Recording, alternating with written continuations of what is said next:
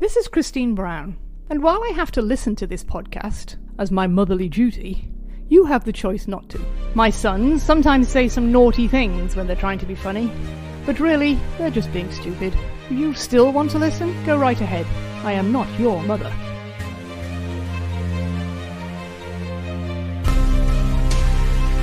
Welcome back to the Patriots Dynasty Podcast, the only podcast where we're going back and rewatching every game of the Patriots Dynasty era.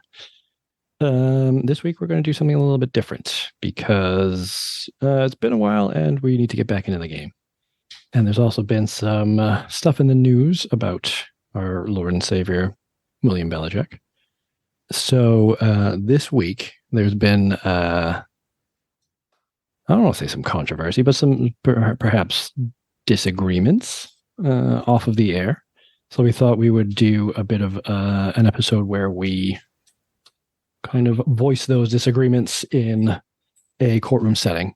So we have with us the Honorable Tim the Intern presiding.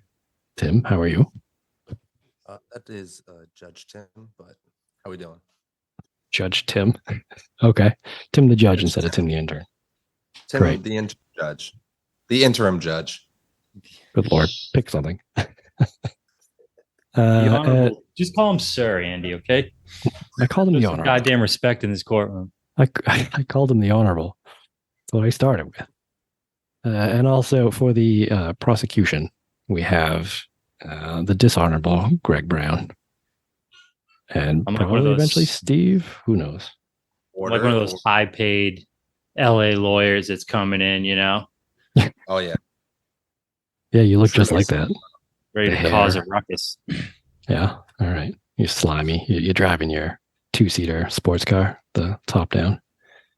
That's right. Yeah, that's how you got here. All right. Awesome. So you are going to be presenting your case against Bill Belichick and what? Why? Well, you lay it out. What's your case here? Well, let's back up a step here. Hmm. Can we acknowledge that the dynasty's over? I think we already did. Okay. Like when Brady Can we left. acknowledge the season's over? Because that's an important first step here. I don't think you can acknowledge that. I mean, Is that current- It's currently the 5th of October. Correct. We're going into week 2023. 5. The Patriots are 1-3. They just got their shit pushed in by the Cowboys. Yep. Mac Jones looks like not the answer. Probably won't get a second contract with this team. The offensive weapons are a mess. The defense looks good, but now there's no Christian Gonzalez, no Matthew Judon. Mhm. God knows what that unit's going to look like after this. So it's probably a wrap on the year as far as making the playoffs, I would expect. Possibly. Agreed? Yeah. I mean, they did just sign J.C. Jackson, so Yeah, that was sweet. who knows? They're just bringing it all back. Tim, thoughts? You think it's over? I think it's already been over, but as a judge, I have to be impartial right now. So All right. So 10 and 6, they're getting the wild card. You heard it here first. okay. They're going to jail. The offense is going to figure it out once the offensive line gets healthy. I do want to know Defense is going what to keep doing their defense. I do want to know what so we already have 3 losses. What are those other 3 losses? I don't know. I'm not looking at the schedule. Yeah. Probably the Bills at least once, maybe twice. You think we beat the Dolphins. Bills? Oh, well, you think we lose to the Bills twice? Possibly. It's not really good for the division. That's all right. It's a wild card. Doesn't matter. All right. So All yeah. right. So I'm gonna formulate my prosecution here Mhm. on the fly because I was told that we're doing a courtroom thing about 10 minutes ago. Yeah, well, that's when we all decided this was happening. Well, this looks a bit disjointed. Yeah, The reason is I'm this winning. is to see. We're going to be deciding if Bill Belichick is a fraud today. I'm going to be the judge on that, and Greg is going to present his case for Bill Belichick being a fraud, and Andy is going to be the defendant for Bill Belichick as not a fraud. Correct. Okay, so my first point here, right? The first charge against Belichick is the obvious one. If you look at him without Tom Brady, it's bad. The numbers are bad. There's no way around it. He's a bad NFL coach without Tom Brady. You want to know where he stands? Behind some coaches that are ahead of him, win percentage wise, if you take out the Brady years. Let's hear Mike it. McCarthy, Brandon Staley, Kyle Shanahan, Ron Rivera. Belichick is 80 and 90. He's a below 500 coach without Tom Brady. I'm going to take down some notes. I'm probably going to need that. All right. So you want some rebuttal to that? What's his name? The quarterback for the Ravens who won the Super Bowl. Harbaugh? The quarterback for the Ravens who won the Super Bowl. Oh, yeah. Has a better quarterback rating in the playoffs than Tom Brady. So therefore he's better because his numbers are better. Because we're taking out all context to those numbers, right? But if you do the same with Bill Belichick, you can take out all context to those numbers, then yeah, sure, absolutely. They look really bad. But he took an absolutely garbage Cleveland team, turned them around, made the playoffs, had their only playoff win since for almost 20 years until just recently. The last Cleveland Browns coach to win a playoff game was Bill Belichick. And who did he beat? Bill Parcells and the Patriots in that playoff game. They went 11-5.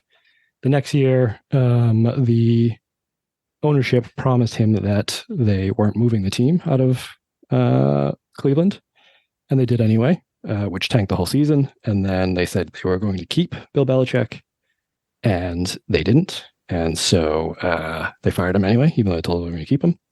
That team turned to the Ravens, who drafted Ray Lewis that next year, which was a Belichick decision, or that's what he was going to do with the Browns, was draft Ray Lewis with that team. And then they went on to win another Super Bowl, right? So is that Belichick's doing? Belichick built that team, yeah. And then Judge you can does not look impressed. And then he came to New England and did the same thing. Look at Pete Carroll's record when he took over for Bill Parcells, right? He took a Super Bowl team and lost more games every year until he was fired. Left the team with an absolutely garbage roster. Well, not a garbage roster, but an absolute garbage fire of a salary cap situation, to the point where in 2000, when Belichick took over, they didn't have enough players to fill they didn't have enough money to fill the entire roster. So they finished the season rostering less than 54 players because they couldn't afford it. So from there, Belichick turned that team around too and was starting. And then, the Brady thing, obviously, and all that happened. So it actually happened quicker than he expected it to, but they were turning around anyway. Sorry to interject here. Point of contention, point of motion. Belichick turned that team around? Yes. Before Brady? Yes. What was the record in 2000? 5-11. How many players did they have rostered? I rest my case. His first year with the team, after taking over that entire thing, he still managed to, and I think they started off they won 4 of the last 5 games too. So they had turned it around at the end of the season because they had to basically rip out Pete Carroll's awful everything. They had to get rid of all the guys who were coasting, and they had to change the whole dynamic of the locker room and all that stuff. It takes a season. In fact, Belichick's been on record to say it takes 3 years to kind of install your team. So he did it in 2. And then, his logic, that is good, but and also, it's not like Brady was necessarily the reason in 2001 that they won all those games. There was plenty of games where Belichick's decisions and Belichick's defense won those games. We've watched them. We went through the whole thing. 2001 to 2004 were mainly the defense. The defense was the driving force. We've said it before. It was the driving force of that early dynasty. Yeah, Brady was good, and he did Brady things, but he wasn't the Brady of 2007 onwards, was he? So how do you explain Tom Brady going to the Tampa Bay and winning a Super Bowl when he looked like he was cooked in New England? That last year in New England. The last year in New England was unfortunate because of the masses of injuries to the offensive line. You're starting Marshall Newhouse at left tackle, who you pulled off of the street, literally off of the street. You're the GM, right? You got to have to account for those types of things. You can only account for so much. I mean, he did. He had played, but like the starters got injured and then the backups got injured. What are you going to do? Like, what else can you do? So what about since then? Since then, he's rebuilding. He lost to the best quarterback in the history of the NFL. That's what we're calling this? So, all right, think about it. The first year. Is the rebuilding working? I think it's still too early to tell because the first year was the COVID year. You lost Brady like late, so you had to scramble to pick a new quarterback, and it was Cam Newton. Probably because of Bellichick. Well, no, that's just conjecture. You got proof of that? This is a court of law, Greg. You can't just be throwing out willy-nilly things. All right, fine. We need facts. All right, fine. I don't want to be an impartial judge. I want to be a bias. Yeah, I know, you fucking idiot. They didn't offer first year, they were actually doing well with Cam Newton, all things considered, until the Kansas City game where everybody got COVID and the NFL still made them play. Right? And then I think from there, Cam Newton got COVID, or maybe he was the one that got it originally. I don't remember. But whatever happened, Cam Newton missed a bunch of weeks. And the way that the Patriots offense is built is that you kind of build on the last week and you keep building week by week until, as you would see with normal Patriots teams with Brady, by the end of the year, they're better than they were at the beginning. Like the first 4 weeks are always like extended preseason, right? That's the joke with the Patriots. So the previous Patriots teams, the dynasty teams with Brady, they didn't face any of these injury problems, these important players getting hurt or sick or whatever. So why didn't they fall apart like the Cam Newton year? Because we didn't have COVID to deal with. And the injuries, fine, let's call it injuries. Players that can't play, whether it's COVID or injuries or whatever. But I think the COVID thing is more on top of that. Like they had to play a game where they didn't actually practice all week. Right? Against not the Raiders. Practice. We're talking about practice. Yeah. Overruled. That doesn't even fit. I'm throwing it out. Yeah. I think the COVID year was just a garbage year, just generally, like for the whole NFL, not even just the Patriots. Brady got to handpick his team. Halfway through that season, the Bucs scrapped whatever they were trying to do and just said, Brady, like, run your own offense, right? Yeah. And so he did. So he was able to do whatever he was comfortable with a team that wasn't rebuilding, because the Patriots had gone all in the past few years, drafting, Sony Michel's and N'Keal Harry's at the top of the draft, which is not something they normally do, to kind of like take advantage of that last window of Tom Brady before he left or before he retired or whatever it was he was going to do. And so they had to pay the piper, and Brady looked at both teams and said, I have a better chance going with Tampa Bay because they have all the pieces except a quarterback, and the Patriots need to rebuild, and he didn't want to be here for the rebuild. That's how it looked from the outside. To me, it looks from the outside is that he said, this team isn't giving me the weapons. I'm going to go to a team that lets me get weapons and lets me play the way I know that works and win Super Bowls. And then he does, and is proved correct. That's how I perceive that. So what would you rather have had the Patriots do to get him weapons?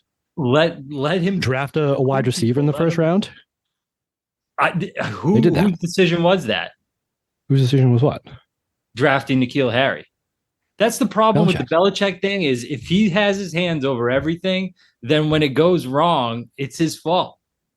You can't say that like him signing players that are busts or like, it's just whatever, the GM, player operations, or in the draft, you can't be like, hey, someone overrode him. He's in charge. He's the final decision. He's made that organization that way. Yep. So when it doesn't work, it's his fault.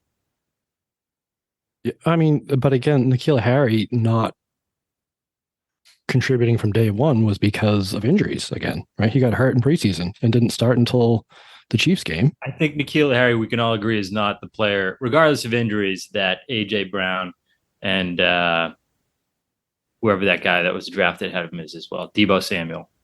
All right. I think it was in that draft too. Who? Okay, Metcalf. Yeah. Yeah, I think so. I mean, but at the time, it was a consensus pick. Like nobody was like ragging on the page for drafting N'Keal Harry. It was seen as a safe, solid pick. So I mean, what are you going to do? I mean, a lot of picks are seen that way, right? And what separates the good drafters from the bad ones are they right in the long term? And if you look back, like everybody's about as right as everybody else. Like you can say that the Steelers have great drafts, but if you look at the recent ones, not so much. Same with the Ravens. Like, yeah, they hit on some of them, but they hit as much as anybody else does.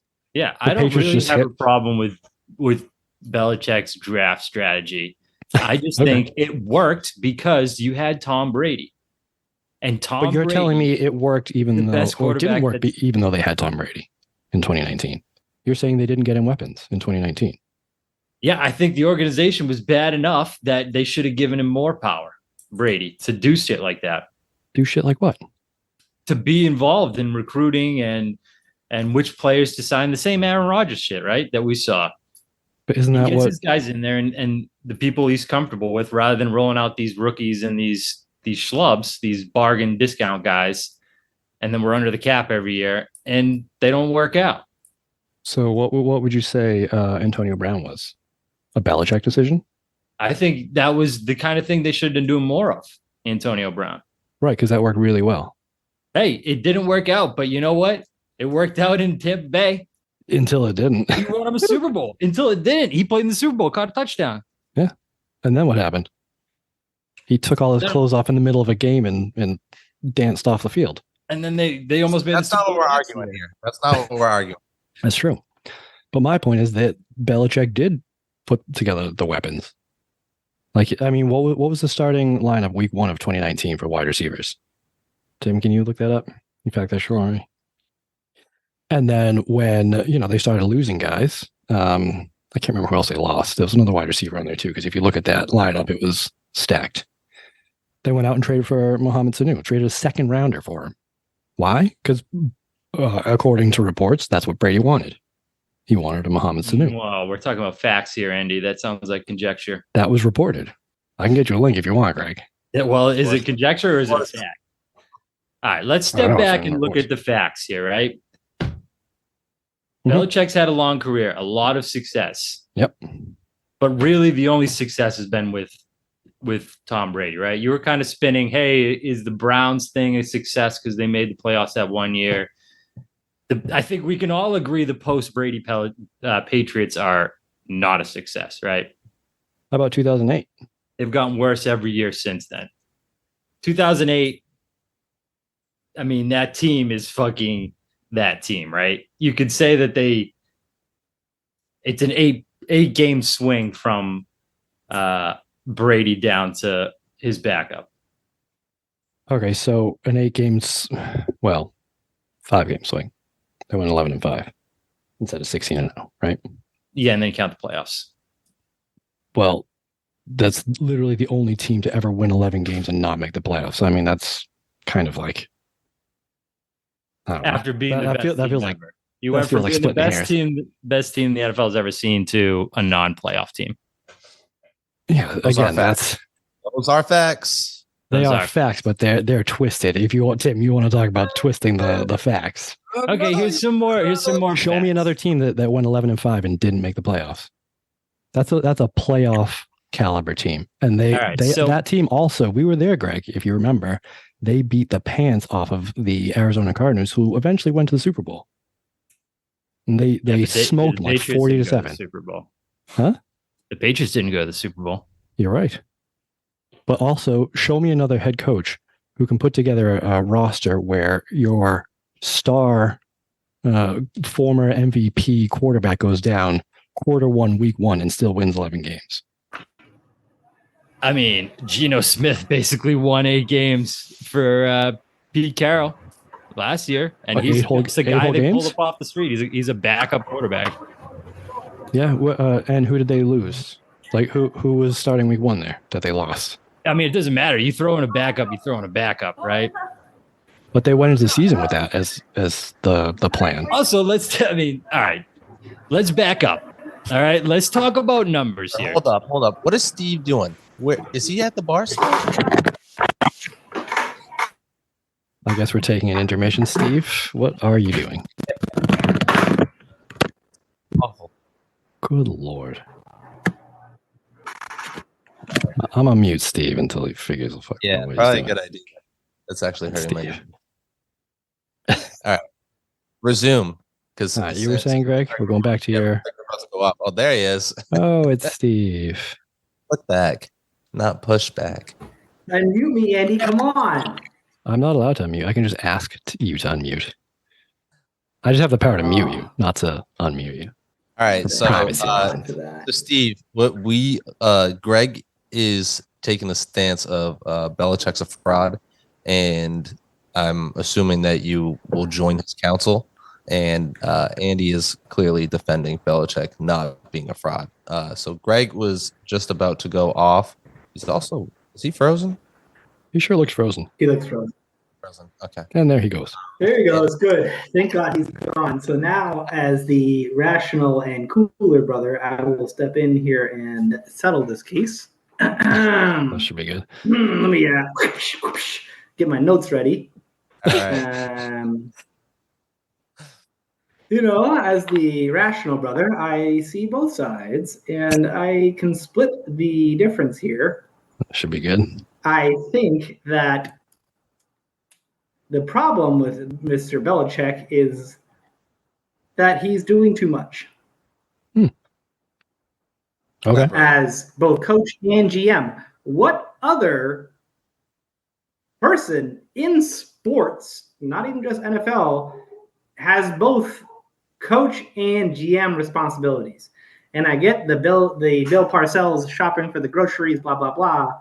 But my God, it's going to be each of those is a full-time job that they pay millions and millions and millions of dollars for. Patriots are kind of making out having one guy serve both, but you don't think Belichick's making enough to cover both? Well, even if he is, is he stretching too thin? Is the game passing him by? And then the real question is, would you rather have Bill Belichick, the GM, or Bill Belichick, the coach? I mean, the coach. Honestly, if we're going that way, you want Bill Belichick, the defensive coordinator, right? Sure. I mean, I am in that as well. And then bring in Andy Reid as the offensive coordinator and don't have a head coach. Fuck it. I think the logical path here, because you can't take the coach from him because he's got to have the wins record, right? Mm-hmm. He ain't going nowhere without that thing. Right, was he 29 games behind, something like that?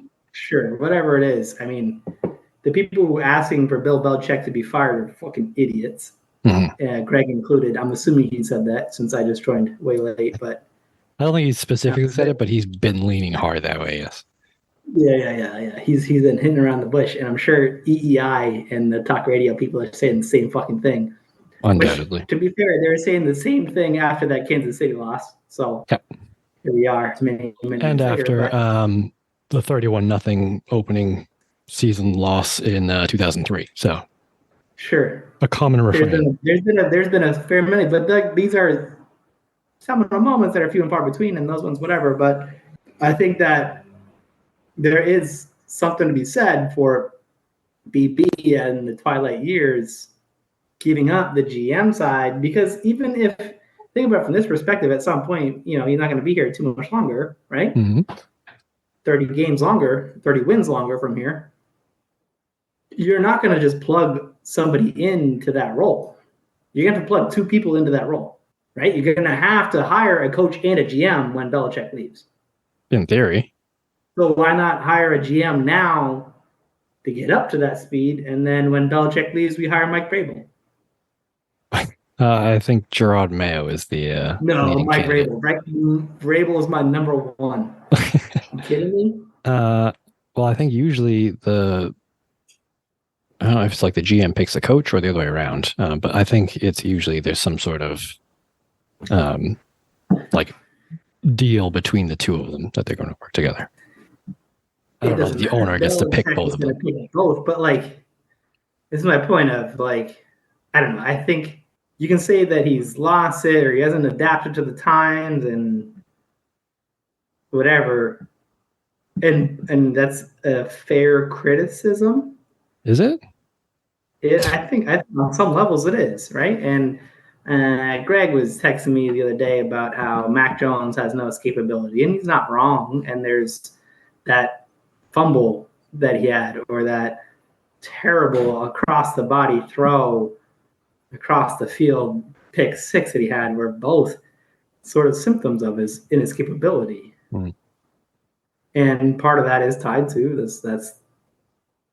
That was maybe a hand they were dealt in the draft, whatever. And we got a good quarterback for the 15th pick, blah blah blah. But if Belichick was solely focused on coaching up the players he was dealt, I think he could be better, as opposed to spreading himself over the entire continuum of everything of finding, evaluating, selecting, scouting the other teams in the NFL, finding all those players, bringing them in, and then coaching them up.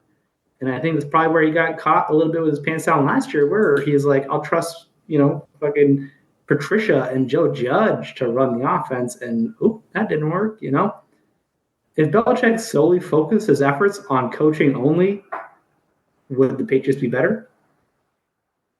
I think that's a more reasonable take than Greg's. Fire the guy. Well, I'm glad I missed all of Greg's takes. So. Well, we set it up as a courtroom. I had to prosecute. I can't just be like middleman there. Coming in, it felt like you didn't want to be the middleman anyway, Greg. Well, I don't think he's doing a good job since Brady left. I mean, the case for was he a good coach when Brady is here? I mean, I think it's obvious, yes. Yeah. Has he been a good coach since then? I don't think so. You don't think he's been a good coach or a good personnel guy? Or how do you – because I see them as two very distinct roles. And on some levels, he's been good. And some levels, he's been good. I think both. Well, let's hear it, Greg. How do you think he's not been a good coach? What's the plan, personnel-wise? Well, that's a GM thing. What's the Patriots' identity? It isn't a GM thing because he's the GM. Well, that's my point of he's not doing a great job doing both. And he's the only person in sports that does both. Exactly. Give me another coach / GM in any of the major four sports. Exactly. And he's not doing a particularly good job at either, right? Right. So, and my point is, like, he's going to be gone here at some point. So if you're going to take one thing away from the guy, it might as well be GM. Because he is the best coach in the NFL. Hands out. He knows so much. You still think that right now? No. Do I think that? Yeah. No. Yeah. Kyle Shanahan is the best coach in the NFL. Well, it's Andy Reid. Andy Reid's also got a case for best coach in the NFL. No. And a lot of these guys have done it with like multiple quarterbacks too, right? Andy Reid did it with 3 separate quarterbacks? Had them as like perennial contenders. He did McNabb. He did it with Alex Smith. Even Alex Smith. That guy sucks. And now he's doing it with Alex Smith. Get out of here with that. They were making playoffs with Alex Smith. And I mean, he had going to playoffs that's the bar? Right. Well, no, he went started doing that. 3 different quarterbacks. Belichick went to the playoffs with Mac Jones. Having winning seasons. He's had 10 seasons without Brady, and 7 of them are losing seasons. Okay. Like, and how many of those are starting like rebuilding a program though? That's what we've been talking about. Why do you have you to want him to start winning from day one? Why do you have to rebuild if you have a dynasty team? Who was the Browns quarterback when they rebuilt when they beat the Patriots and the quarterbacks? Fucking Bernie Kosar or some shit. Vinny Testaverde. They fired Bernie Kosar. Yeah. Right. Pete Carroll's rebuilding. He's doing fine. Geno Smith. Yeah. They didn't skip a beat. Right, because after that last Super Bowl they won back in when was it? 2013. Hey, it doesn't matter if you're talking about transitioning from one quarterback era to another. He's doing a bad job, no matter how you spin it. Pete Carroll and he's had one try it. I mean, the thing is, like, if you don't pick the right quarterback, who is he going to pick in that draft otherwise? I don't know.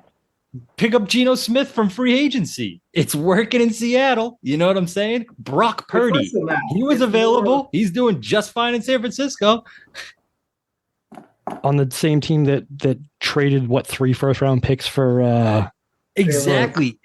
They can make mistakes in San Francisco and they can still look like the best team in the NFL because they're good. They're doing good business, which is what we always thought Belichick was, is like, even if these picks don't hit all the time, he's going to find the guy in the back of the draft. They're going to like fit into the culture, the Patriot way, and they're going to be a good football team that's above 500 and always in the contention, right? That's what we thought. But I don't think that's what we're looking at.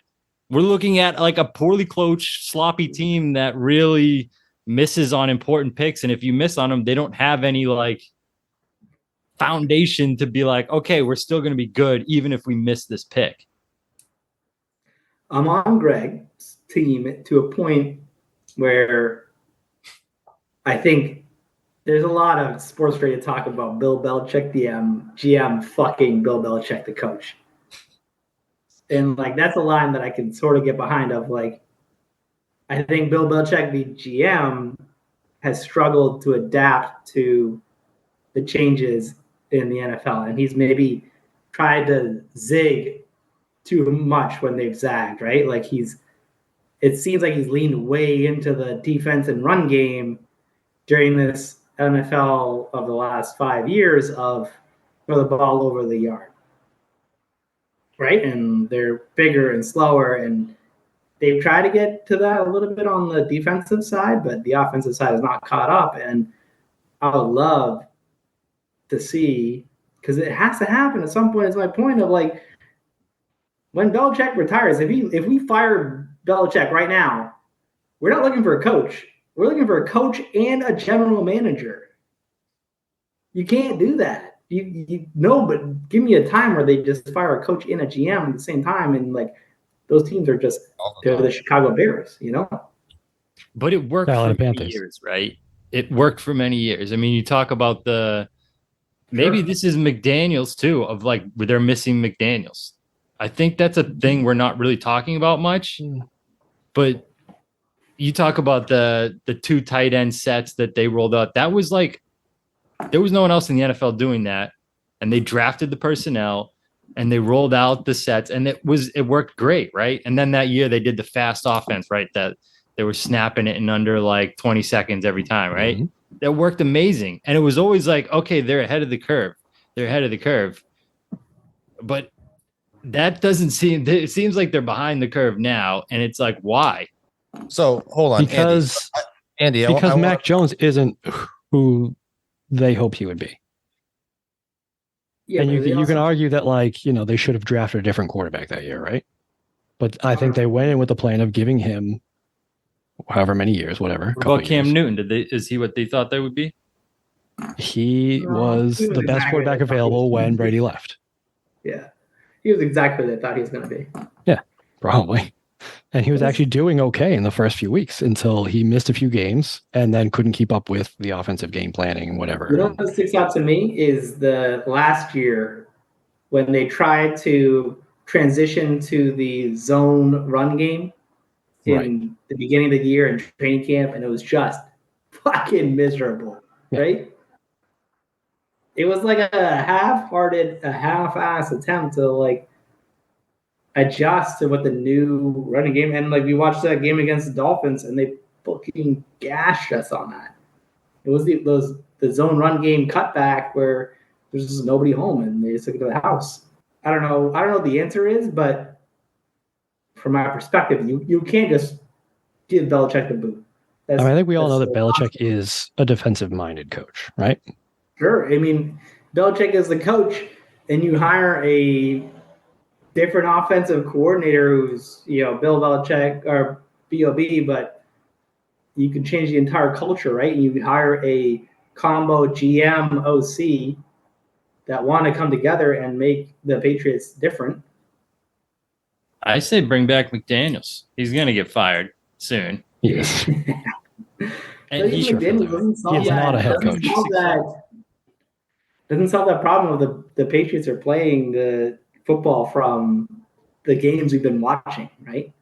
But Mac looked good that rookie year, right? Under McDaniels. Yeah. He did. But he also looked like they asked him to do literally nothing that first year, right? Like they told him, I remember the Jets game where they Like he had chances to take shots on the field and he just would not do it no matter what. Like they did like the throwback pass to him and he had like 10 seconds and like still just dumped it off to the short guy and whatnot. So I think because of that, they've kind of, they tried to draft Bailey Zappi the year after in 2022. Obviously that didn't work out, but whatever. He was 4th round pick. But they've also, alluded to what Steve's alluding to, is they've tried to be that run game as well. With Stevenson and who was it before that? Who's the guy that went to the Damian Harris. Yeah, thank you, Damian Harris. The two of them, and I think that kind of actually worked in Mac Jones's first year, right? You have this rookie guy, and so you surround him with whatever you can. You build a dominant defense because that's what Bellichick is good at, right? I mean, he's got freaking game plans in the Hall of Fame for it. He shut down some of the best offenses in history in Super Bowls with his defensive game plan. So, and he's doing it again. I think all these people talking about how the league has passed him by. If you look at his defense and how he's now using 3, sometimes 4 safeties on the field now because of how light things are. And he's specifically gone out and drafted these guys.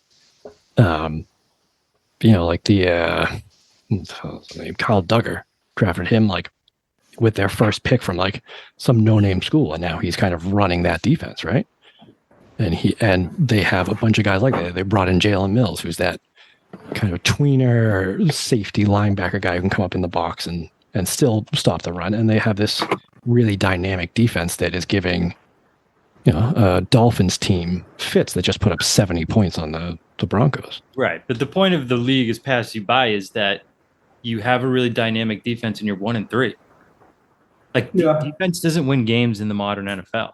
You're right. But I think a lot of teams this year are finding out that how your offensive line goes, your offense goes. And the Patriots offensive line hasn't started the same 5 players yet, right? Yeah. They've had a different lineup every week because of injuries.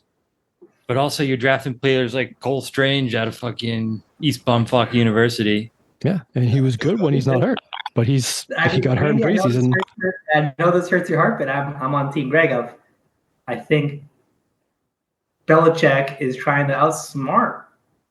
He's trying to zig too much when the rest of the league is zagging, and finding the Cole Stranges, and it's just like it's not that complicated, and we can take that DM roll out of him and say, "Hey, Bellichick, here are the groceries.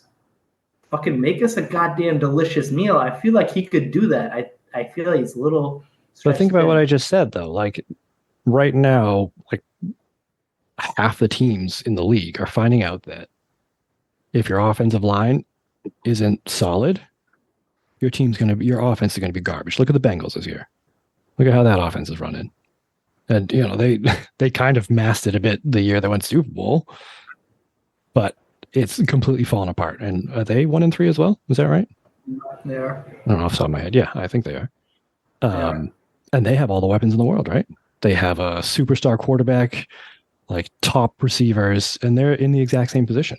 Yeah, but if you were to put money on which team has a better record at the end of the year, I'm taking Cincinnati. Does injuries account for that, though? Yeah. Just right now, if you said, "Hey, Greg, you have $100, you're going to Vegas, and you got to put it on one team or the other." You're going to Wheeling, Greg. You're going to Wheeling, West Virginia. You can put a bet on this. Good. I'd put it on the Patriots. Just because of Belichick's. Oh, and you'll also be in Wheeling, West Virginia to put a bet on this. That's true. So, yeah. Well, there you go. I mean, what you need in the modern NFL is an offense to win games, right? What's the modern? Give me an idea of the modern league.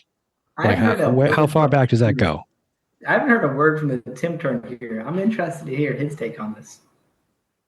I don't have a take. I'm the judge. He's supposed to be the impartial judge, but he's on Team Greg. I'm here by myself.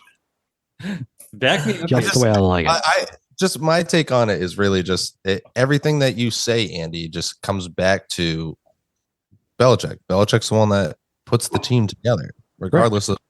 And I think Steve has a point where he's he does try to, throw a dart in some place that no one else is looking instead of taking obvious talent, because I think that he's such an egomaniac that he doesn't want to take on a personality that he can't handle. He wants someone to come kiss his feet and say, Bill, please save my career. And I will take no money. I'll put my body on the line.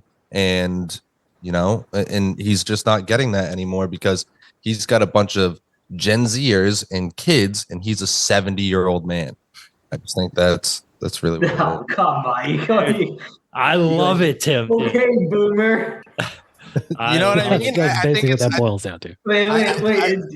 Is Belichick? I think he has a tough time connecting to players. Is Belichick the silent generation, or is he a boomer? He's a I don't boomer. even know what the silent generation is. Sure. He's a boomer. Pre-boomer. He's got to be close. I mean, it's pretty. It's a good point, though, right? I mean, there is the shift in coaching strategy to like being the buddy pal, right? The Sean McVay. I think it's stupid. I don't know. You don't think he has a tough time connecting to players? No, I don't think so. What do you think? I feel like you would have heard that from former players. And like coaches, players. I think it's more he's struggling to adapt to the GM Belichick is struggling to adapt to the modern NFL. Right. No. But I think that's a good point too. I think that's a good point. I just think more like he's that's where it gets kind of screwed up because he wants them to come and kiss his feet and take the less amount of money. Now, whether that comes from, ownership or if that's coming just from Bill, I don't know. You might be able to connect with them on a personal level, but he's not going to pay you. Regardless, no matter what you do, he's not going to reward you with the money. All right, Asante, calm down. I don't think that's true. I mean, I think it's more like I think you have a point, but it's more he's always looking like because he's coming at it from a GM perspective of what's going to keep us competitive for the next 5 years plus, right? You can always ball out and blow your salary cap and kick the can and have a huge team out of the Rams or the Bucks or everybody and have like a dope ass team with the cap is crap and do whatever the fuck you want this year, but you can't sustain that in and out. But to Greg's point earlier of that process only works when you're competitive every fucking year and you're going to the goddamn playoffs, right? And there's a little bit of he's definitely resistant to that. And a new GM might not be. And like, hey, Bellichick here is like, I went to Whole Foods and I got you the best groceries. Like, stop going to goddamn Stop and Shop and fucking Aldi and trying to find the shitty ass things and find the value is and shop it in the produce that's expired. And like, here's the best stuff. It's only going to be glad you didn't shit on Market Basket. Like, make it goddamn work, and then we'll suck for a bit, and then he won't do that because he's the GM and the coach. Is that the point I was trying to make, though, Steve? Because that's not what I'm saying at all. I'm just saying you're saying they don't want to. I'm saying more like the way that he brings in his team. Like, I think he wants people. Like, I just think it's hard for him to have people that have no ego, and he doesn't want that. He just wants he's the military style. Like, I'm in charge. You listen to me. I mean, it probably comes from his background, right? His dad was military, all that stuff, which. I think you're on something where like the younger generation doesn't respond well to that. I mean, you see Sean McVay, you see it in college all over the place, right? Deion Sanders, like that's a good example of like it's trending towards like, I'm your buddy, even though I'm the coach. I'm not in charge of you. I disagree. And whether you think that translates to success on the field is like one thing or another, but I think it's hard to argue that players are excited about like, yeah, me and Bill, Really? I mean, I feel like he's at the other side of that conundrum of knowing everything about the game of football. Yeah, but I think there have been a lot of players, especially on defense. More about football than people have ever learned, But if you're a prick about it, he's the consensus. But he's not a coach prick about it. I can have a really smart boss that's also if Phil Knight walked into your company and was like, hey, I ran Nike. Like, you guys wanna? I'm old, but you guys want some of me? Like, I think you'd be about it. I mean, that's literally what like a bunch of players, especially on defense, have said like they came here, like Jalen Mills signed with Patriots specifically to be coached by Bill Belichick. Yeah, but there are also guys that are willing to sacrifice their ego. And it's not, and you know who has the biggest ego? The most talented players. So you can get your scrap heap guys that are willing to be the fucking good lunch pail guy, but those aren't guys that are winning in the modern NFL. You're way off if you think we can't attract talent because Bellichick is the block here. Right. Yeah, I agree. You're way I off. can't believe I'd see a time Also- where Steve and Andy on the same side of something. Oh, hell Like, yeah. Steve's trying to Steve be in and I the agree middle, more but- than Greg and I do, I think. I don't know. I just feel like Steve likes to be a natural contrarian and to sometimes probably No. more mop. But Greg is the contrarian. Greg and Yeah. Andy on the edges, I'm in the middle. Let's be That's real. true. Yeah. hey, I mean, I guess it's a natural progression, right? Mhm. That's how it is. Middle brother, it's how it works. Yeah, Yeah. I think so. That's my lot in life. I see you leaning more Andy right now.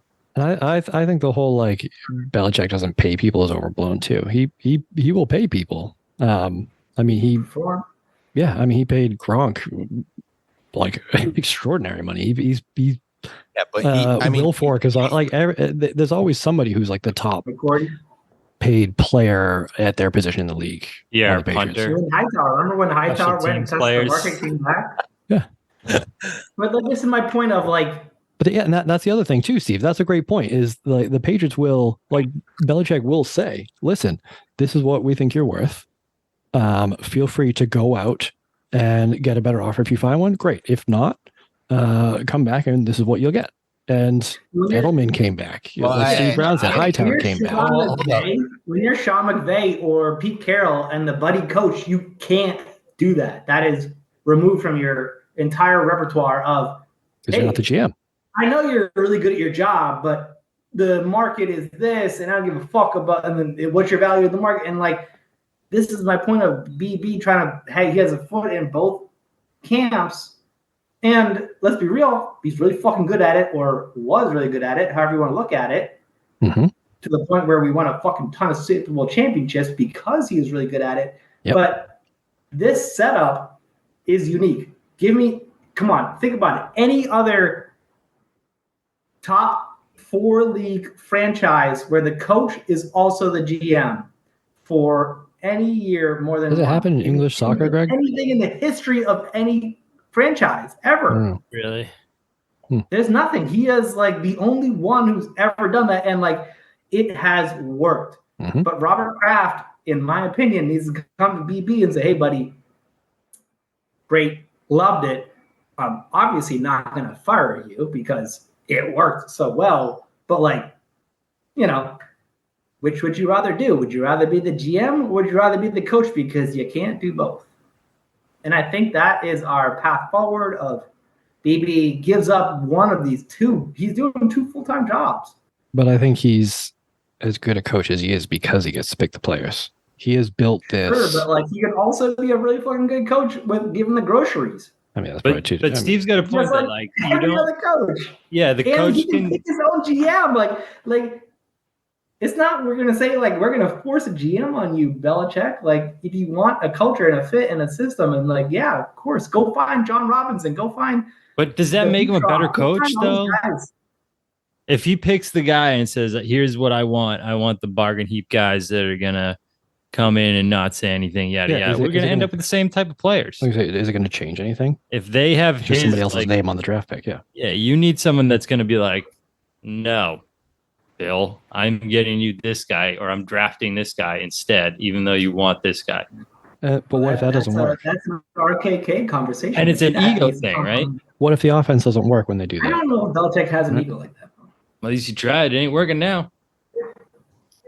I mean, You go, "Hey, Bill, on defense, you can draft any fucking D3 player you want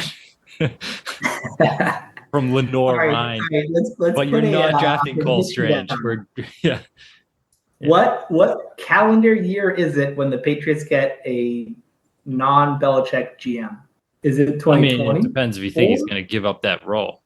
I don't think he wants to He's give He it never up. would. Yeah, why would he give it up? What year? it's all or And nothing. then at some point, we're going to have a non-Belichick as the GM, right? Probably the same year we have a non-Bellichick coach, I would imagine. Yep. Yeah. That's your He's not going to step down from that role. No. I think he will. That makes $25 million a year. He's not going to do that. I don't think it's that. I think he's going for the win record. Shula's been a dick to him. No, he absolutely It's is. personal.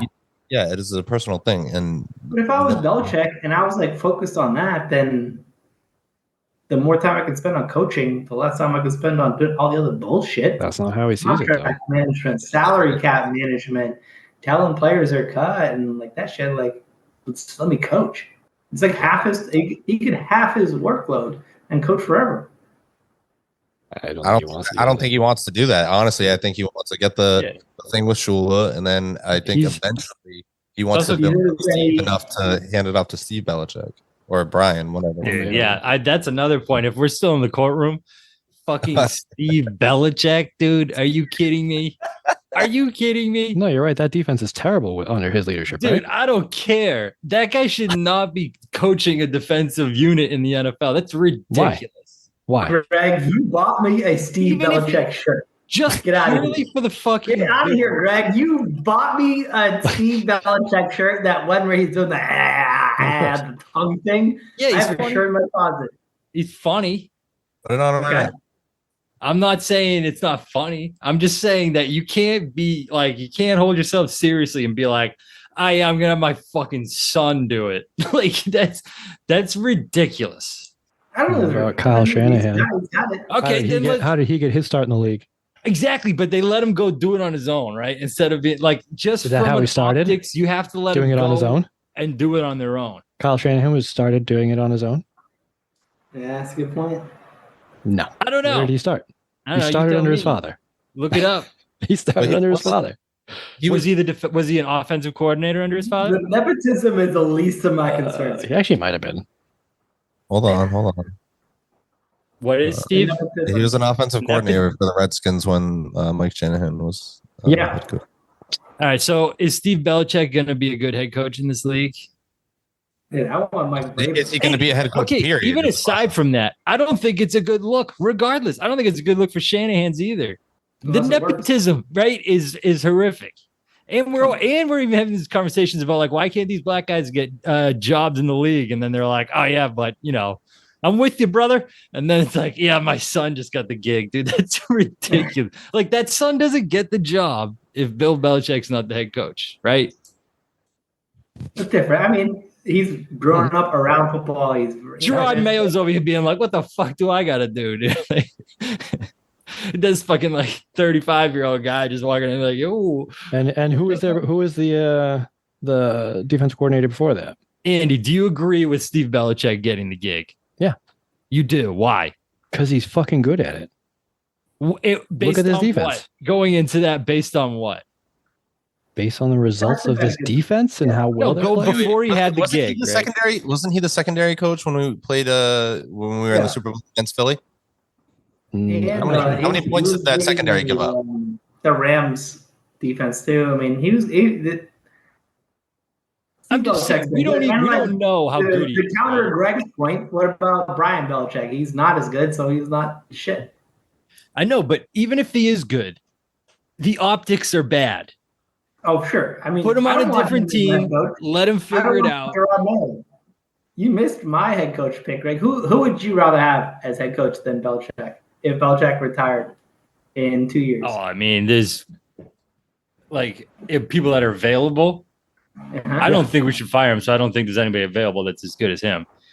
But wow! Can you say it again? The defense. But if you asked if there's anybody I would trade, fucking prosecutor.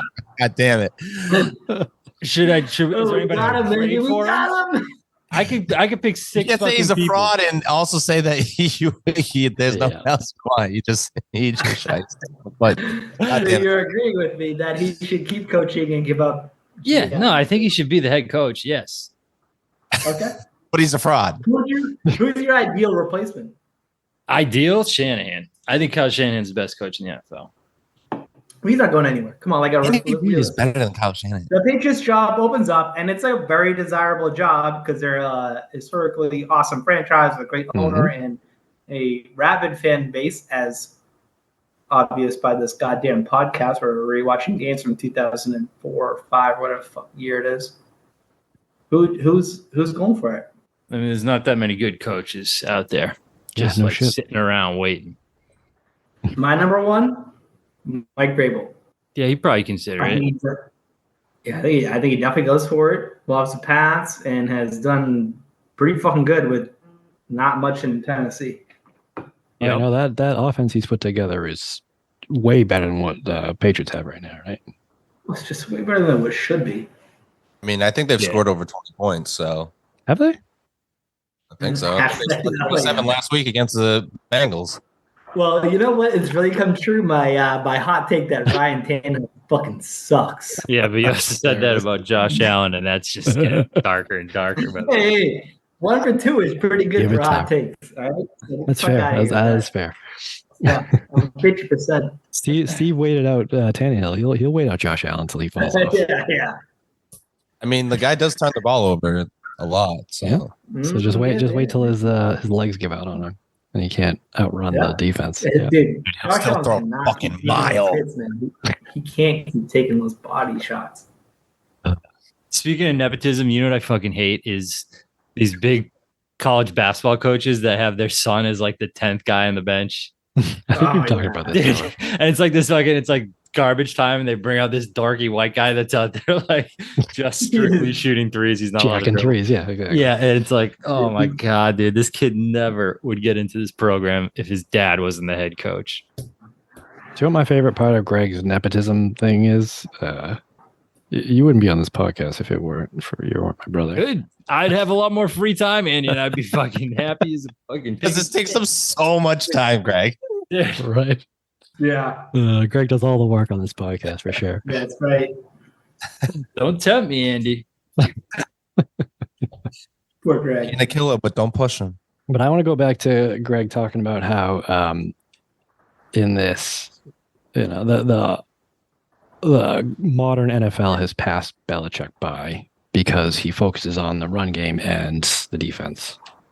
And the reason I was asking, like, how far back does the modern offense go is because in 2018, they won a Super Bowl by holding the 7th highest scoring offense in NFL history to 3 points when their offense put up 13. And they did it on the ground. Yeah, but that's kind of an aberration of what that team was.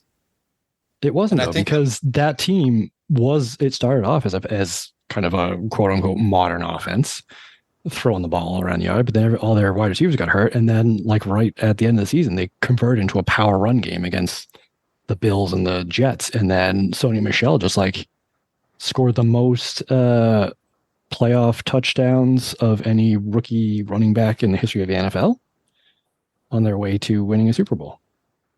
But again, that has to do with the offensive line. And you're saying the modern NFL offense is based off an offensive line. They had a good offensive line. That's what for that. Right. So Belichick should already know that. And why would he take a shot at Cole Strange versus, what? I don't know who I don't know from that specific draft, but you're saying the offensive line is important in the modern NFL. Very important. But you're ragging on Belichick for drafting an offensive lineman in the first round. Because he picked the wrong offensive lineman. If you look around the league, that draft in the war room for the Rams, when they made that pick, they out loud laughed because they were expecting him to be a 4th round pick. Like, why are you taking a shot on someone that's because it came out after the draft? A bunch of people had him in the 2nd round that would have picked before the Patriots, and there was actually a run on guards. So he was the next best. Andy, I got some bad news, dude. What's that, bud? The 2018, we had the 5th ranked offense and the 21st ranked defense. In what regard? Yards. Yards doesn't matter, Greg. Yards doesn't matter. Give me points. Like what was it in points? All right, 4th and 7th. 4th and 7th? So the offense. Oh, for the offense. A 4th ranked offense, Andy. That's the point. But Greg is also missing. You can't win without a good offense. You remember that Rams Chiefs game that year? Yeah, exactly. Where they were just, it's incredible. It was one of the most, it might have been one of the best NFL games of all time, regular season, right? Where they're just, it was electric. Was it 54-50 or something ridiculous? Yeah, something. And the Patriots held that offense to 3 points. Right. Yeah, but you have to match that up That against was defense. That was Belichick. That was clock control. That was the punter who probably should have been the fucking. Yes, exactly. Yeah, but the Matt Slater. AFC Championship game against the Chiefs, right? I am also Tom Brady. I'm team Greg of like that was what year was that? It was 2019. That was fucking 3 or 4 years ago. That was a while ago. Where it's only gotten more that way. It's only gotten more into the 54-52 side of things. And Bellichick has leaned into the success of that 19 Super Bowl of clock control, solid defense. And I'm on the team of, I don't know if he can win that way anymore. And to get to that Super Bowl, they beat the Chargers 41-28, and then they beat the Chiefs 37-31. Like, those games don't happen without Brady. You don't get to that Super Bowl without Brady. The reason they won the Super Bowl is because Brady. Maybe not specifically that game, but the reason you had a good team and you got to the Super Bowl is because of Tom Brady. And Bill Belichick. Yeah, I think you could say Belichick won the Super Bowl.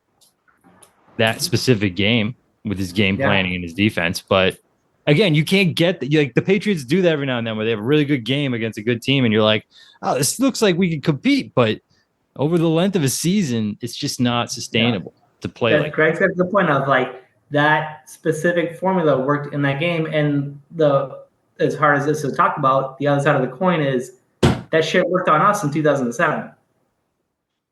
Right? Yep. Yeah.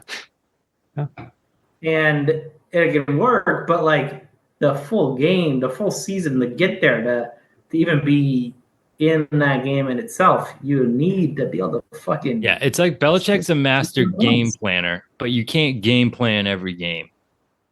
You know? Mm-hmm. Just from time restriction. You can't sit there and recoach everything. Let the scoreboard up. Yeah. I mean, I think it just goes back to Belichick is a defensive-minded head coach. Like, that's his skill set. And so he goes out. I mean, I think historically he's gone out and found an offensive coordinator who it feels like has free reign of the offense, right? I mean, we see it change from free reign of the offense with the players that Belichick has picked. That is, I think, the core of the issue, which has worked.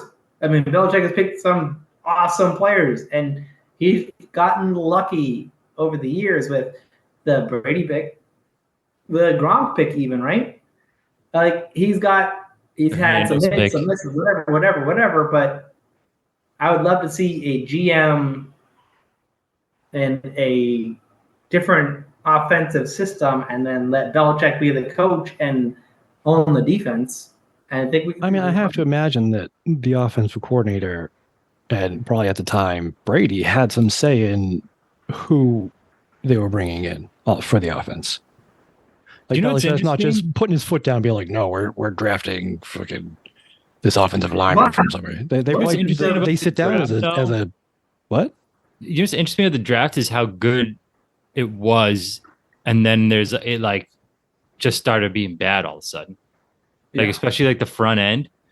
Like I have the picks in front of me, like from 04, I guess even go 01. It's like Richard Seymour, Vince Wilfork, Logan Mankins, Brandon Merriweather, Gerard Mayo, Devin McCourty, Chandler Jones, Dante Hightower. He wasn't the GM at 20 those times. What do all those have in common too, though? I don't think he was GM until like a couple of years after he started, because wasn't Scott Pioli the GM? No, BD is GM from the get, wasn't he? Yeah, I'm pretty sure he was. He was going to coach and GM. Yeah, that was the reason he took the job, I thought. Yeah. But yeah, I think Pioli was part of the. He's had some big time. Pioli, Dimitrov, who went to the Falcons. Falcons, yeah. And who we beat in the Super Bowl. John Robinson at the Titans. There's been some big time Nick Cassero, big time personnel guys who are never GM. That's why they left, because they weren't GM. They wanted to go to the GM role. Mhm. So who left in Who's 2012? it now? Well, you tell me. That's a good Who's it question. now? Because there's a pretty back steep to Sarah, drop off after that. Because then it goes Dominic Easley, Malcolm Brown, Isaiah Wynn, Sony Michelle, N'Keal Harry, Mac Jones, Cole Strange, Christian Gonzalez. But I think from like Isaiah Robinson. I think N'Keal Harry and Sony Michelle, I think that was the Patriots trying to give Brady some weapons on offense at the top of the draft to kind of maximize that last window. Because if you look before that, like you were talking about those early 01 through 04 drafts or all the way through, what do all those picks have in common? They're either offensive linemen or they're defensive players, because that's what Belichick knows best. That's how he builds his team, right? A good offensive line and a good defense. And then, you can say, let Brady figure out the rest on offense, because one, the offense was built that way and Brady thrived in it. And that has worked for 20 years. But then, yeah, I think there was this it felt like a shift in philosophy where they started drafting weapons, and, everybody on Twitter's like, oh, finally, Belichick started drafting weapons in the first round, and it didn't fucking work. Well, it did. They won one more Super Bowl, but it kind of like, now look at it, their offensive line's a bit in shambles, and kind of was in 2019, which I think is part of why Brady left. Because you start Marshall Newhouse on your back roll, and you could tell Brady was frustrated because he just couldn't trust that his protection would hold up to be able to do what he normally does. But that goes back to Belichick, right? If he's the GM. Yeah, Andy, would you want Belichick the GM going forward? Yeah. You want him buying the groceries? Mm-hmm. What about the judge? I'm interested to see what the judge says on this. I disagree. I don't think that he should be buying the groceries anymore. All right, here we go. We got 3 on 4. I am also open to a You didn't ask me. At one Patriots place. I don't think we have to, Greg. I want BB, because my point is big picture, long term. Like, you can't have one dude doing both. And the last thing you're going to take away from him is coaching. You definitely don't want him to stop coaching and be a full-time GM. You're not going to fire him. You can have someone. So how is your transition going to go? It's got to be like, okay, BB, like, we're going to have a GM come in here. You can pick him. I don't give a shit. Like, find the guy you want. Get one of your homies back. I don't care. But, like, we need to split this role. So, I got a question. I got a theoretical question. I just want to say, in 2019, they started Isaiah Wynn at left tackle as a rookie. And I think he started off okay, but then he went down. They had to get Marshall Newhouse.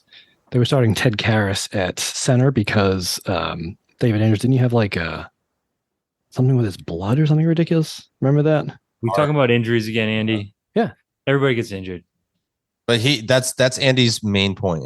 But yeah, like how do you GM around that? Like, okay, everybody gets injured. So what do you do?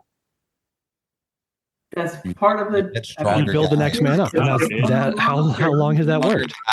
Stop making. But eventually, works for Andy Reid. He figures it out.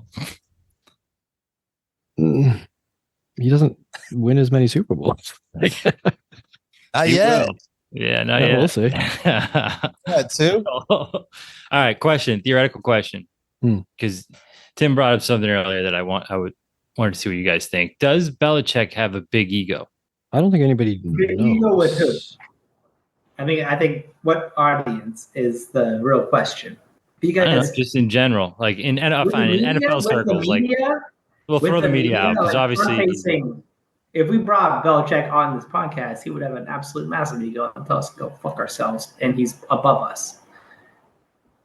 But and he'd be right. Internally with players, I think you guys are way off on the he can't relate to younger players. Okay, no. All right, so Steve, all right. So you were talking about Andy was talking about how he'll have a player go test the market and then come back to them. So I think it was I don't know when it was, but when Lawrence Guy went to go test free agency, he had a number for Belichick. Belichick gave him a number, told him to go test free agency.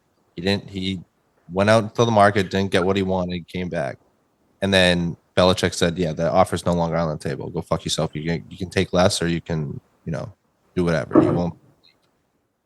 You think that has an ego, or if a guy relates to his team, does he, at least give him the offer that he presented at first? Or someone fumbles and they get benched for the year. You're just reinforcing my point of how the difficulty that Belichick faces serving both roles. Of on one hand, he has just on that one example, Steve. Use that one example. We're talking about an ego, Steve. Does he have an ego? We're talking about ego. Stick on that one thing. Do you not think that's a little bit egotistical for you? Say that I'm your boss, and you're like, hey, I don't think I'm getting paid enough. My contract's up, but I want to get paid a little bit more. And I say, all right, Steve, go ahead, go check it out. And then you're like, yeah, I didn't find anything. And I go, yeah, well, now I'm paying you $50 less. You're gonna make less money now. How the fuck are you gonna feel? You gonna think I have an ego or no? Well, first of all, if you're my boss, I'm quitting anyways. Let me be real clear right there. You have to call me daddy. I don't want to sleep on the goddamn streets. But second of all, this is you're reinforcing the issue of having Belichick. Stop saying that, Steve. You've already said that. You're dancing around. Am I not egotistical in some way if that hypothetical scenario I just presented is presented to you? No, that's just business. It's not ego. It's that's just money. That's business, man. He's like managing salary cap. Best of the actually team did that. That's a time frame, and then the other is like managing the players. Yeah, because you can be a business and still there with their livelihoods at stake and their families and this money that they're making, and they're putting their lives on the line, literally putting their lives on the line to play this game for money. And it's when you're a coach, it's like, and the GM is making those decisions. You can say, oh, fuck, man, John Robinson's a real piece of shit. I'm Pete Carroll. John Robinson's giving you 50 cents on the dollar. Yeah, but that's not what we're talking about, Steve. You can still be like, hey, I respect you. Go get money. I respect you. This offer stands if you come back. And then if you're not a prick, when he comes back, you go, here's the deal. All right, good. Sign it. Instead of being like, no, fuck you. Can't say that. Stop bringing up Pete Carroll. It's just that one instance. I'm talking about that one instance. Coach and say, hey, coach, I want more money. Pete Carroll's like, all right, cool. As a GM, it's a totally different fucking thing. But this is where I think we're struggling because the worlds are blended. I'm not struggling. I'm struggling to answer the question, Steve. Do you not think it's a prick move for someone to say this offer is here, and then you go do what I said is fine for you to do? You come back and I say, you're not getting that same deal. It's not like that anymore. That's like the fucking mafia, dude. Watch any episode of The Sopranos. It's the same fucking thing. I think he's kind of a prick. It's kind of dickish. It's dickish to be like, this offer's on the table. You come back and you didn't find anything better. So I'm like, all right, yeah, well, the deal's changed now. Well, at the end of the day, that's business, right? It's true, though. I'm talking on a human level. That's fucked up. The problem of Belichick has to say that, and then Lawrence guy. Fucking say it, Steve. So, I think it's one thing to say John Robinson. Wow, what a piece of shit! I'm Pete Carroll, and he really fucked you over. But don't worry, I'll get you. We'll coach you up, and you'll make some money in your next contract. You can't say that if you're Bill Belichick when I just fucked you on the salary cap because all I care about is longevity of the team over 5 years and not this year. And now I have to coach you. All right, Andy, what do you got? There's value in having those two roles separate. Steve, you already made that point. We know. Crack another chorus, buddy. I think that there's been plenty of examples of Belichick altering deals in players' favor.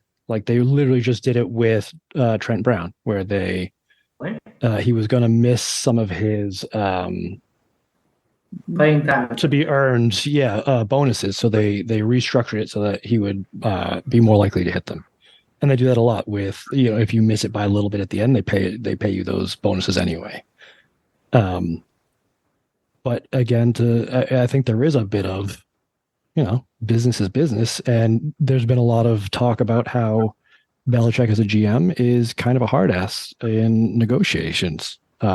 Even players who love him, like I love being coached by Belichick, but trying to get a new contract out of him was a pain in the tits because it's all about the team. And so like at that part of it, I think he separates the business from the player, which is really hard to do when you're also the coach, to Steve's point.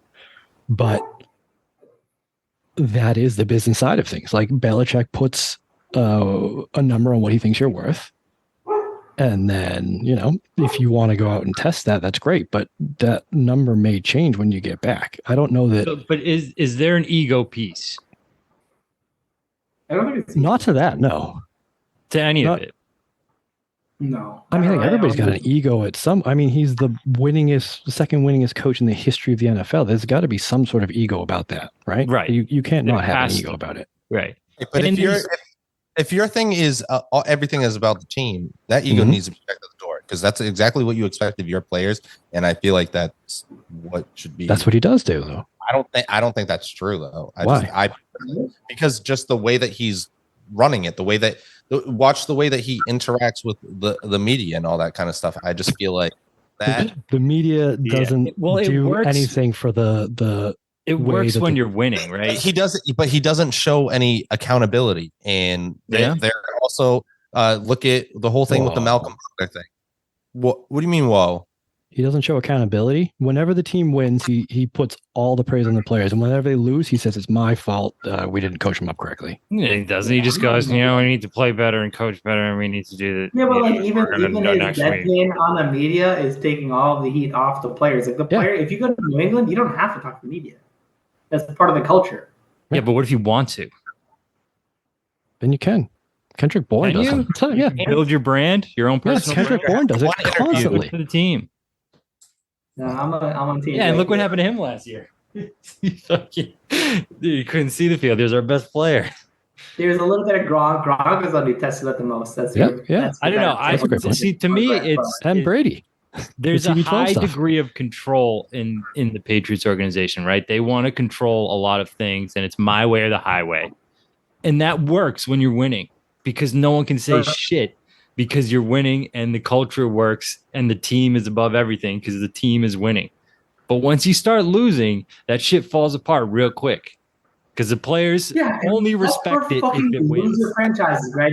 That's every franchise. And I don't know. I'm more about keeping Exactly. that What held standard. it together was Tom Brady, is what I'm No, saying. I'm way more about keeping that fucking Kept us standard of winning. excellence. I'm way more about keeping that standard of excellence than let people just fucking go buck and say whatever the fuck they want. Yeah, I know, but if you're not winning, it's gonna fall apart. Right? That's why like Shit, I'd Patricia rather tries to fall do that apart. shit in Detroit, and it's like everyone's like, this is embarrassing. All of our coaches, right? They go everywhere and they try and institute this culture. I'm in charge, my way or the highway. We're fucking running wind sprints, and it doesn't work because you don't have the legacy of the wins to fall back on to demand the respect and to demand people to conform. But we do.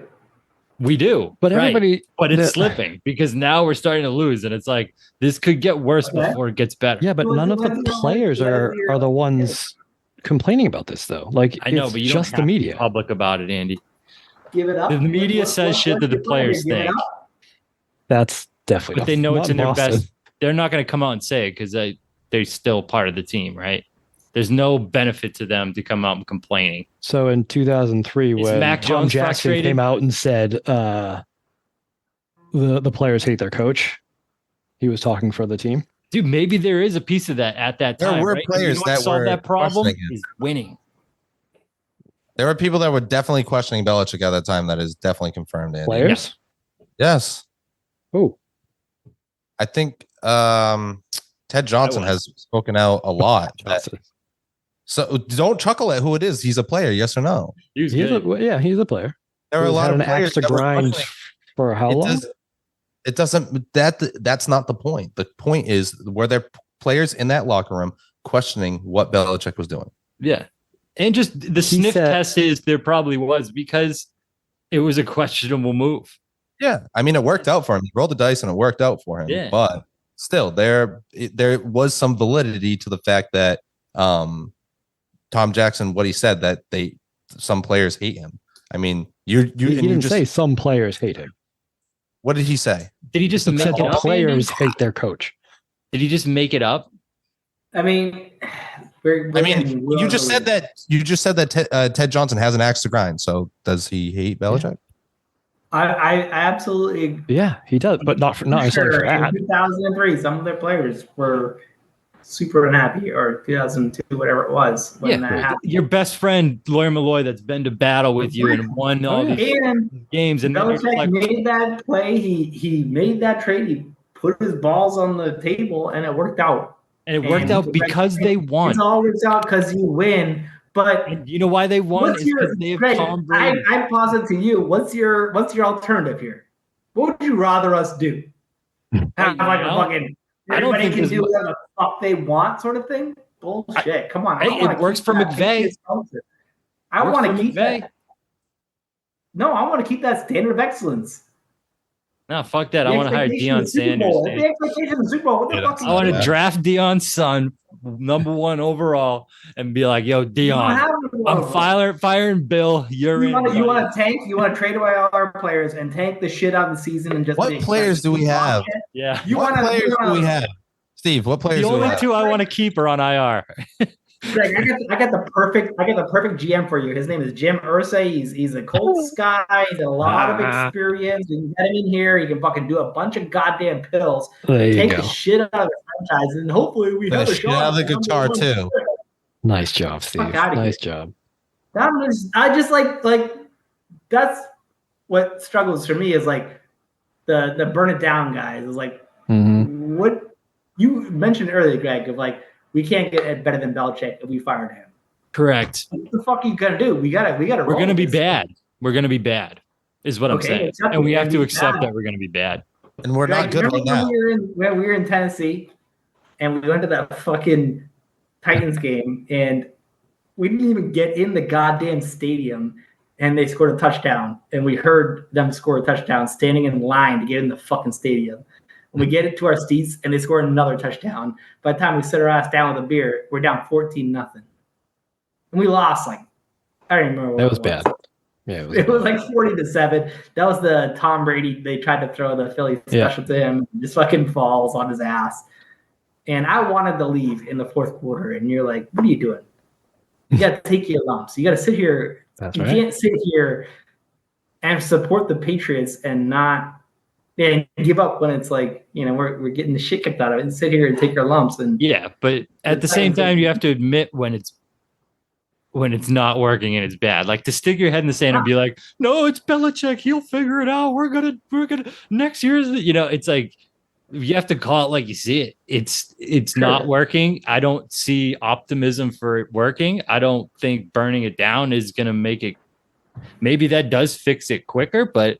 I think we owe something to Bellichick, some respect that he's turned this franchise into one of the best in sports. And he kind of comes and he can do whatever he wants. Right.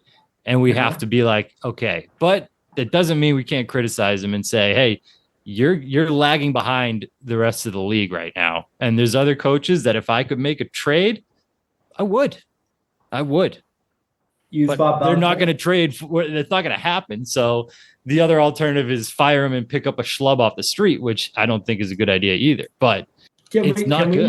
Andy, can you note the time frame on this and snip this? Because this might be the most rational, even-headed take Greg has ever had. Oh, God. Because I absolutely 100% agree with you, Greg. You're totally right of like, just because he's been great doesn't mean he's immune from criticism, but he's also earned the respect of that the longest leash of all time. I know, and we should have gave that respect to Brady too. It ain't working, and what's the path forward? Like let's talk about the path forward here, because whatever it's been doing isn't working. And my perspective is a new GM. Deion Sanders, baby. Shadur. I don't want Bellichick, the coach, replaced. I want Lincoln Riley. No, don't. Why? Throw me Lincoln Riley's a fucking beast. Give me GM names. I don't know GM names. Exactly. I know head coaches though. Would you? Okay, here's a question. Lincoln Riley right now. No. Why? Because he's not as good as Bellichick. Bellichick is the best coach. Lincoln Riley and Caleb Williams. And also, Bellichick, the coach, he's not going anywhere because he's chasing the record. Dude, Lincoln Riley and Caleb Williams starting week 1 next year. You don't have the fucking. How do you need the first pick, bro? By being terrible this year. More worse than the Bears, who aren't they getting their dicks kicked in right now as we're talking? I don't know. Probably. I don't know. Are they played on Thursday? Either way, the Bears have the number 1 and the number 2 pick. There's no way. They do right now, but it's week 4, Steve. But Lincoln Riley's the type of guy that would make me go, ooh, because he's an offensive-minded coach that clearly can connect with players, that has the offensive coordinator, has proven success across a few different competitive environments, right? He's won at Oklahoma with Kyler Murray, and he's made 4 different quarterbacks good, right? Mm-hmm. So he's shown it's not just like the quarterback doing it. You want him as the offensive coordinator? You want him as your head coach? I want him as the head coach. How many quarterbacks has Nick Saban made good in college? Yeah, I'll take Nick Saban too, if for that matter. If Nick Saban wants to jump to the NFL, how many coaches he's done that before. Made good? How many quarterbacks has Urban Meyer made good? Yeah, I know. I'm not saying that it's going to translate perfectly, but it's worth a chance, right? No. Over an aging Bellichick?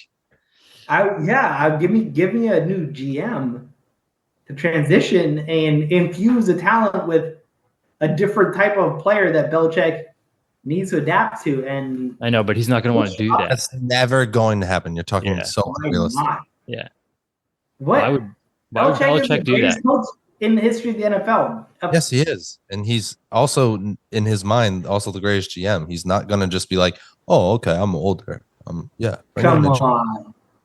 Are you, if there's one part of his job you think he doesn't like doing, which part of it do you think it is? I think he likes doing it all. I think he likes control. Okay, but that's not what I asked. What part would? So now we're gonna do jump around questions, right?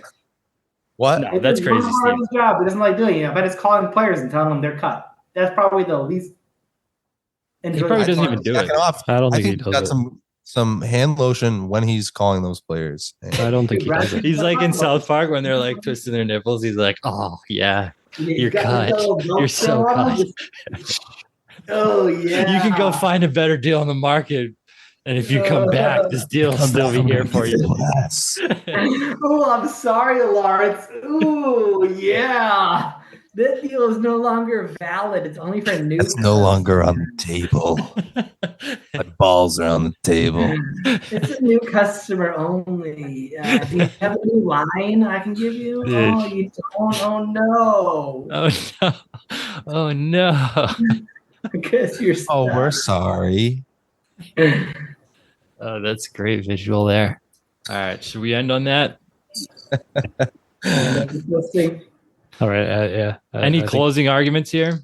Let's. I love putting down predictions that we never follow up on. So, when do you think Belichick's last game he coaches is? How far behind is he? From Shula? He has 19. 19? Oh, 19? Jesus. All right. My answer is 2028 then. 2020, the last game, like week 17 or 19, whatever the NFL expands it to, 2028. Yeah. As he does do it for the Patriots. I was going to do the same thing. He does it for the Patriots. And he gets it in that last week. He gets the record. That's win 20. Is that? Yeah, so Andy's right. Belichick's got 299 and Shula has 328. Yeah. 29. How old is he? 70? 70? Yeah, he's 70. Fuck, dude. 70? Yeah. Pete Carroll's 72 and he looks 10 years younger than him. I can't stand Pete Carroll. Dude, watching him on that game dancing around after they had their 12th sack against the Giants. And he's hopping up and down on the sidelines. I was like, dude, fucking kill me. Bring it back. It's so enthusiastic, it's disrespectful. Like, act like you've been there before, dude. Like, Fucking Detroit is giant, dead dude. and buried. Like, their fans are at their lowest point ever.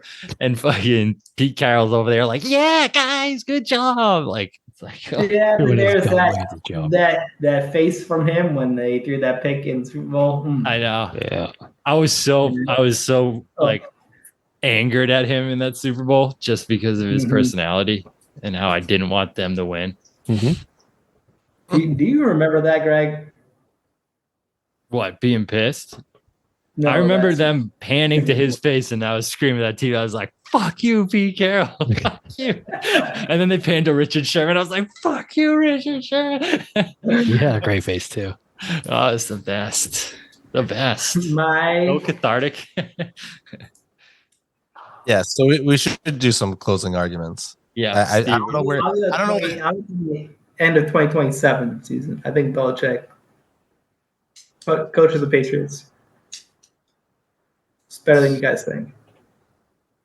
I said 2025. 2030. Bloody. I think it's keeps 30. winning Oh, Super you'll Bowls. be Yeah. alive in It's 2030. true. I mean, 7. the dude just dies as a head coach like Feinstein. Yeah, like on the sidelines. No, he leaves to run for president. He leaves the ball to be the president. Yeah. Taking my talents to DC. Like I vote for his ass. Yeah. I As long I as think it's not that might be where we end President it. and Commander-in-Chief, you know? But 2030 Belichick for president. For president, yeah. We'll get the shirts ready. Hmm. All right. Well, I think I hesitate to ask, but Tim, are you going to have a ruling on this? Yeah, I'm gonna rule with Andy and Steve's side since Steve like went on the fence. That's really bullshit. side. Tim. Yay. Well, I guess the only thing left to say then is Tune in next week to see how much of a blubbering little bitch Greg is on the Patriots Dynasty podcast. Tune in next week for another Patriots 10-point performance. see you later. Some more screen Hey, passes, later, and some draw plays on 3rd and 16.